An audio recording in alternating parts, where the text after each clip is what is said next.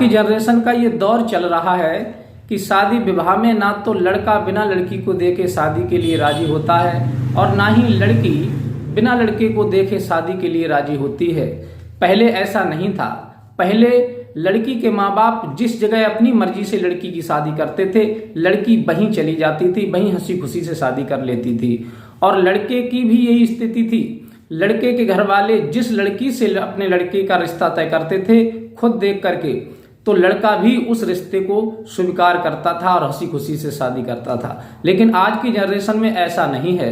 आज की जनरेशन में लड़का लड़की को देख करके खूब संतुष्ट हो जाते हैं, खूब उनकी इच्छाएं भर जाती हैं, एक दूसरे को पसंद कर लेते हैं, तभी शादी की बात आगे बढ़ती है। उससे पहले शादी की बात आगे नहीं बढ़ती।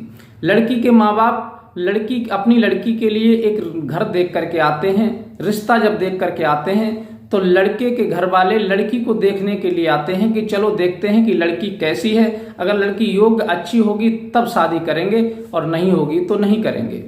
लड़के के घर वाले जब लड़के को साथ लेकर के उस लड़की के घर पर जब पहुंचते हैं तो लड़की को जब दिखाने के लिए लाया जाता है, तब लड़की उस लड़के से 3 प्रश्न करती है।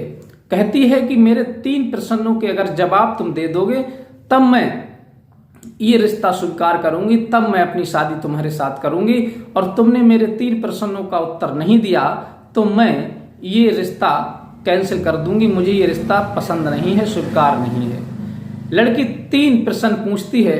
लड़के से सबसे पहले पूछती है कि मेरा सबसे पहला प्रश्न ये है कि तुमने कितने के साथ संबंध बनाया है, और मेरा दूसरा प्रश्न ये है कि पत्नी पति से क्या चाहती है, और मेरा तीसरा प्रश्न ये है कि पत्नी को पति के लिए क्या देना चाहिए। जब वो लड़का उन 3 प्रश्नों के जवाब नहीं दे पाता तब वह रिश्ता वो लड़की कैंसिल कर देती है, शादी से इनकार कर देती है। नमस्कार, प्रणाम, मैं हूँ रितेश कुमार। दरअसल ये घटना जो है ये आसाम की है। आसाम में एक लड़की जिसका नाम निशा होता है और वह एक नहीं 10, 20, 50 रिश्तों को फेल कर चुकी थी, कैंसिल कर चुकी थी। जो भी लड़का उसे देखने के लिए आता था और वह 3 प्रश्न अपने रखती थी और उसके प्रश्न के जवाब से वह संतुष्ट नहीं होती थी, तब वो शादी से इनकार कर दिया करती थी। उस लड़की को इस बात से कोई मतलब नहीं था कि लड़का कितना सुंदर है, कितना अच्छा है, कितना कमाता है। लेकिन आज की जनरेशन में ये होता है कि लड़के को सबसे पहले देखा जाता है कि लड़का कमाता कितना है, लड़के की प्रॉपर्टी कितनी है, लड़के का परिवार कितना है, लड़का दिखने में कैसा लगता है, ये सारी चीजें देखी जाती हैं। लेकिन उस लड़की का केवल एक ही प्रश्न था कि उनके 3 प्रश्नों के जो भी लड़का जवाब दे देगा मैं उसके साथ शादी कर लूंगी, चाहे वो काला हो, बहरा हो, लंगड़ा हो, चाहे निर्धन हो, जैसा भी हो, लेकिन मेरे 3 प्रश्नों के जवाब दे दे। क्योंकि उसके 3 प्रश्नों के कोई जवाब नहीं दे पा रहा है।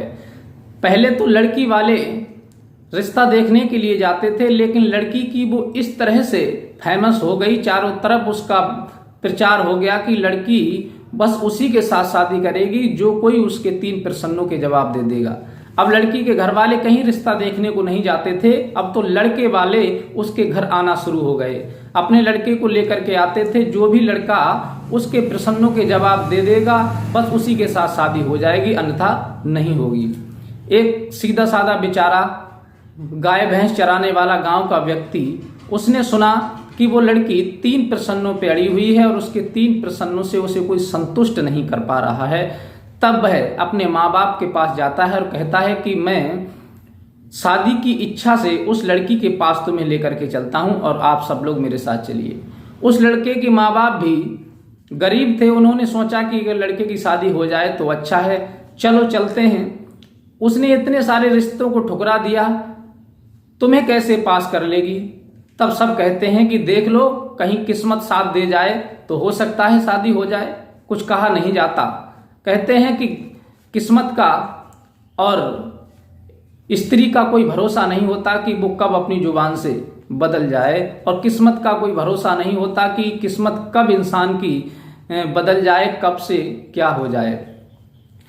अब वो सब विचार करके वहां से चल दिए और लड़की के दरवाजे पर पहुंचते हैं। बड़े अच्छी तरह से बिठाया जाता है उन्हें, और बिठाने के बाद में हालचाल पूछा जाता है, चाय पानी की बात की जाती है, और उसके बाद जब लास्ट में नंबर आता है लड़की को देखने का, तो लड़की को जब उस लड़के के सामने लाया जाता है, जिस लड़के का नाम प्रेम होता है, लड़की का नाम निशा होता है, एक दूसरे के सामने जब बिठाया जाता है, तब लड़की कहती है कि तुमने मेरे बारे में तो खूब सुनाई होगा कि मैं केवल 3 प्रश्नों के जवाब चाहती हूँ। अगर तुमने मुझे संतुष्ट कर दिया मेरे 3 प्रश्नों के उत्तर दे करके, तो मैं तुमसे शादी करने के लिए तैयार हूँ और मैं तुम्हें अभी से अपना पति स्वीकार कर लूंगी।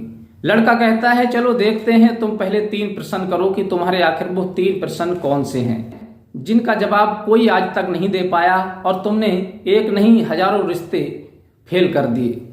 लड़की कहती है कि मेरा सबसे पहला प्रश्न ये है कि कितनों के साथ तुमने आज तक संबंध बनाया है। लड़का इस बात को सुन करके थोड़ी देर विचार करता है, सोचता है कि ये या तो हमारी स्थिति जानना चाहती है या फिर हमारी परीक्षा ले रही है। इसका जवाब लड़के ने बहुत सोच समझ करके दिया कि देखिए, संबंध 2 प्रकार के होते हैं, ये अपनी अपनी नजरिया का कमाल होता है।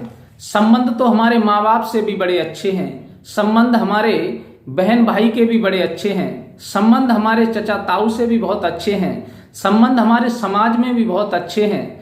हमारे संबंध तो बड़े बड़े अच्छे लोगों से हैं और बड़े बड़े पैसे वाले लोगों से हैं, बड़े बड़े गरीब लोगों से हैं। मैंने जब से होश संभाला है और जब से मैंने लोगों को जाना है, तब से मेरे संबंध सभी से रहे हैं और सभी से बड़े अच्छे संबंध रहे हैं और मैंने सभी से संबंध बना करके रखे हैं।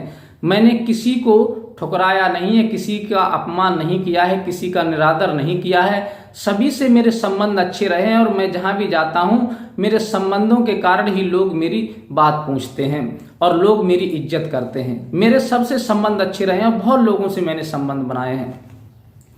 ये बात सुनकर के लड़की एकदम प्रसन्न हो जाती है और मुस्कुरा करके कहती है कि तुम्हारे इस जवाब से मैं संतुष्ट हूं, तुमने बहुत अच्छा जवाब दिया है। अब मेरा दूसरा प्रश्न यह है कि पत्नी पति से क्या चाहती है।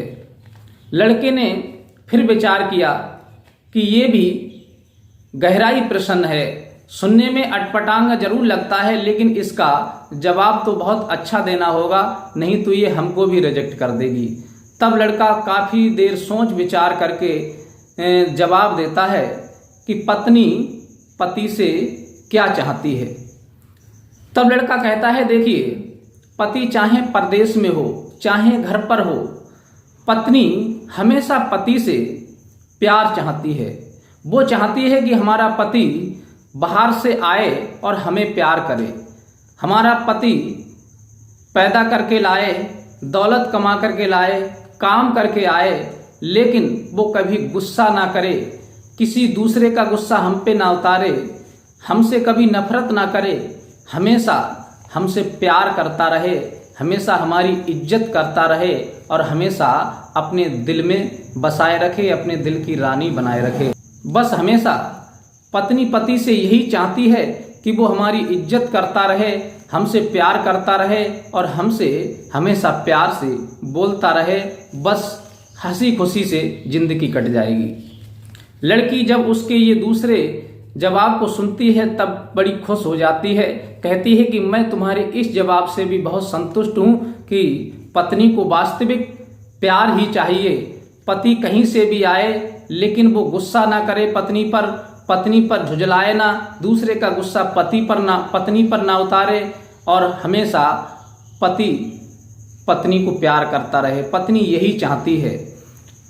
लड़की कहती है कि अब मेरा तीसरा प्रश्न ये है कि पत्नी को पति के लिए क्या देना चाहिए।